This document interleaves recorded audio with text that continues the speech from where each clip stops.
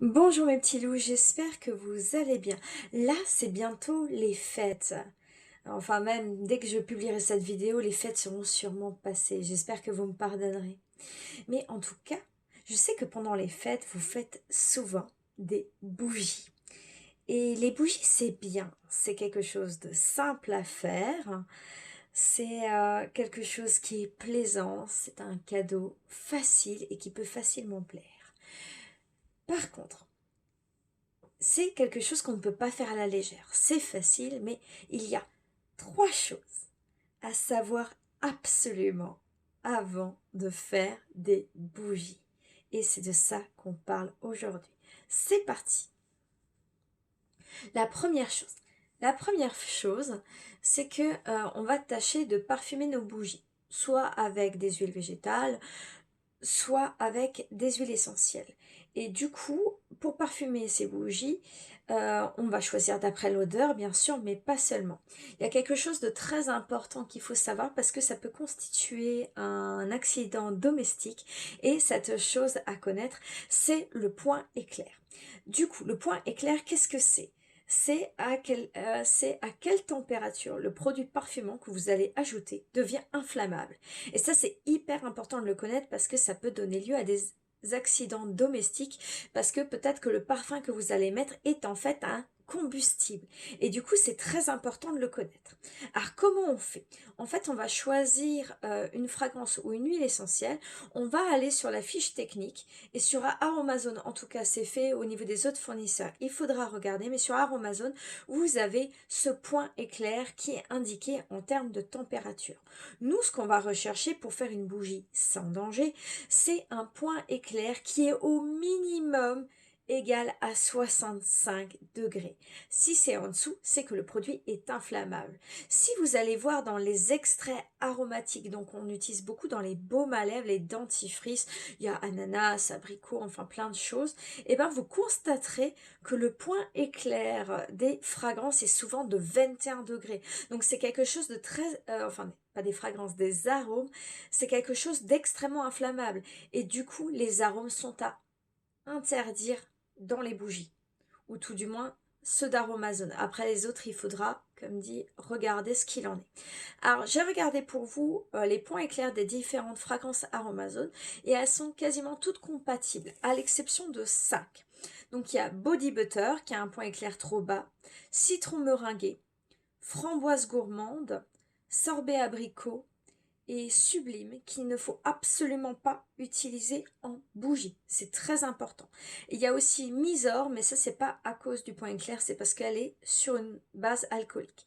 Donc je répète, body butter, citron meringué, framboise gourmande, Mysore, sorbet abricot et sublime à proscrire des bougies. Mais c'est valable aussi si vous utilisez des huiles essentielles. Aussi, n'oubliez jamais de regarder le point éclair de l'huile essentielle ou de la fragrance que vous allez mettre dans votre bougie. Alors, si jamais il y a une fragrance ou une huile essentielle que vous voulez utiliser absolument, mais que le point éclair n'est pas bon, il y a quelque chose que vous pouvez faire. Vous pouvez ajouter à part égale une autre huile essentielle ou une fragrance qui a un point éclair bien supérieur. Du coup, le but, ce sera que la moyenne des deux points éclairs soit supérieure à 65 degrés. Je sais que par exemple chez Aromazone, il y a une bougie qui est au sapin de Sibérie. Le sapin de Sibérie a un point éclair trop bas, mais ils utilisent aussi la fragrance douceur lactée qui, elle, a un point éclair très haut, et la moyenne des deux points fait que la bougie ne sera pas inflammable. Donc ça, c'est la première chose à savoir. On se retrouve tout de suite pour la deuxième. Deuxième chose. Alors la deuxième chose, c'est qu'il faut s'assurer au niveau des huiles essentielles qu'on diffuse des choses qui peuvent être diffusées et aussi des choses qui ne seront pas dangereuses du coup pour vous, pour vos enfants et pour vos chats parce que les chats sont particulièrement sensibles. Donc déjà, quand vous prenez une huile essentielle, vérifiez que vous pouvez l'utiliser dans le cadre de la diffusion. Si ce n'est pas le cas, renoncez. Faites aussi attention pour les femmes enceintes allaitantes pour qu'il n'y ait pas de problème. Et enfin, pour les chats. Les chats, en fait, ils ont un problème. Ils n'ont pas une enzyme qui permet d'évacuer les molécules qu'on appelle phénol. Ces molécules, elles sont présentes dans certaines huiles essentielles, ce qui fait que le chat, même s'il respire en fait ces molécules, il va les stocker et si à un moment il y en a trop, il est possible qu'il fasse une intoxication. Du coup, les huiles essentielles qui contiennent des phénols, c'est par exemple la cannelle, c'est par exemple le thym, c'est par exemple l'origan, c'est la sarriette, le girofle. Tout ça, c'est à complètement interdire si on a des chats et à ne pas diffuser souvent en tant qu'être humain parce que les phénols sont quand même des irritants respiratoires. On a tendance à l'oublier parce que la cannelle est très populaire pendant les fêtes de Noël, mais c'est pas bon du tout d'un point de vue respiratoire. Pour les chats, on va, et alors cette fois c'est pas mortel, mais c'est pas génial pour eux, on va essayer d'éviter aussi tout ce qui est les aldéhydes, c'est-à-dire la citronnelle, le listé citronné, le lemongrass, la mélisse ou encore le petit grain. Ça aussi, c'est des informations que vous trouvez sur les fiches techniques.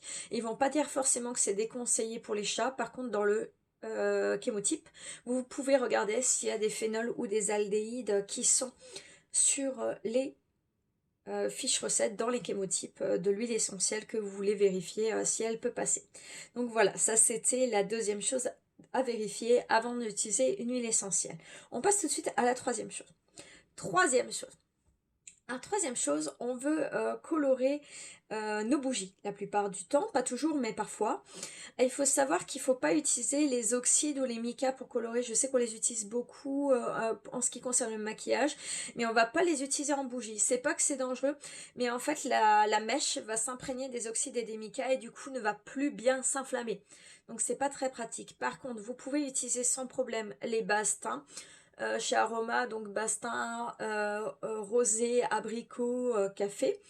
Vous pouvez aussi utiliser des huiles végétales pour colorer les bougies et ça je trouve ça vraiment sympa parce que ça ajoute un petit côté encore plus naturel qui est vraiment sympa. Alors lesquels on peut utiliser? On peut utiliser le buriti pour avoir une bougie orange.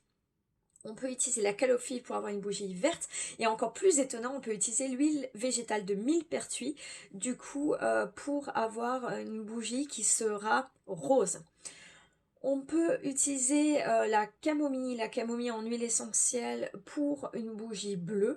Bien sûr, vous faites les vérifications d'usage avant. Il y a aussi les poudres de plantes telles que l'ortie, le curcuma, l'orcanette qui fait des déclinaisons qui vont du gris aux couleurs lavande jusqu'au violet, donc très intéressante pour les bougies. Alors voilà, c'est la fin du top 3 de ce qu'il faut savoir pour faire des bougies. J'espère que ça vous aura bien plu, que ça vous permettra de faire de belles bougies qui sont absolument sans danger, qui sont pratiques et qui fonctionnent bien. Je vous fais plein de bisous et je vous dis à bientôt. Bye bye!